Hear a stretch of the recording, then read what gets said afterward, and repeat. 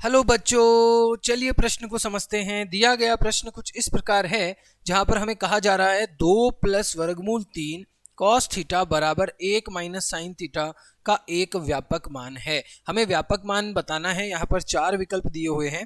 पहला विकल्प है 2 n pi plus pi by 2, n pi plus pi by 2, n pi plus pi by 3, या फिर इनमें से कुछ भी नहीं। तो चलिए इस प्रश्न को हल करते हैं। हल करने से पूर्व हम यहाँ पर मुख्य अवधारणा को लिखेंगे। मुख्य अवधारणा के अंदर मैं आप लोगों को इस प्रश्न को हल करने के लिए जिन सूत्रों का हम उपयोग करेंगे वो सूत्र लिखवाने वाला हूं। तो सर्वप्रथम हमें पता होना चाहिए कि सेक स्क्वायर थीटा, सेक ये एक सर्वसमीका होती है, sec square theta minus tan square theta बराबर 1। ठीक है, और जहां पर हम जानते हैं कि इसी से हम क्या बना सकते हैं, sec theta minus ten theta बराबर होगा 1 बटा sec theta plus tan theta. ठीक है, और इसी सर्वसमीका से हम बना सकते हैं कि sec theta plus tan theta यदि आपसे पूछा जाए तो आप बता सकते हैं कि 1 बटा sec theta minus ten theta. इन तीनों का उपयोग हम इस प्रश्न को हल करने के लिए करेंगे। तो सबसे पहले प्रश्न में हमें जो दिया हुआ है उसको लिखते हैं, उसके अनुसार इस प्रश्न को हल करने की कोशिश करते हैं। तो प्रश्न में हमें दिया हुआ है 2 प्लस वर्गमूल 3 कॉस थीटा बराबर 1 माइनस साइन थीटा हमें दिया हुआ है। अब देखिए प्रश्न में कहा गया 1 माइनस साइन थीटा 2 प्लस वर्गमूल 3 कॉस थीटा। कॉस थीटा गुणा में है, उधर भेज देंगे तो 1 माइनस साइन थीटा बटे कॉस थीटा आ जाएगा, जो कि बराबर होगा 2 प्लस वर्गमूल 3 के। ठीक है, अब इसको हल करेंगे, अलग अलग लिखेंगे तो 1 बटा cos theta minus sine theta बटे कॉस थीटा बराबर 2 प्लस वर्गमूल 3। ठीक है, 2 प्लस वर्गमूल 3। अब देखिए इस प्रश्न को हल करते हैं तो हमें प्रश्न के अंदर 1 बटा cos theta minus sine theta बटे कॉस थीटा बराबर 2 प्लस वर्गमूल 3 है।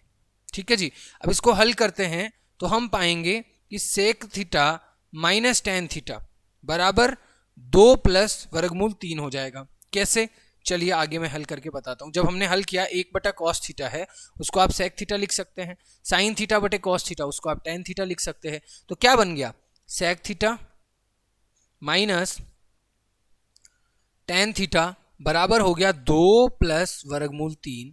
ये बना दिया आपने समीकरण 1। ठीक है, अब आपको यदि sec theta plus tan theta का मान मिल जाता है तो आप इस प्रश्न को आसानी से हल कर सकते हैं।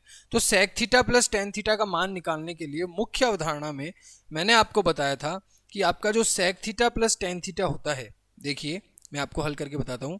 आपका जो sec theta plus tan theta होता है वो बराबर होता है 1 बटा sec theta minus ten theta के।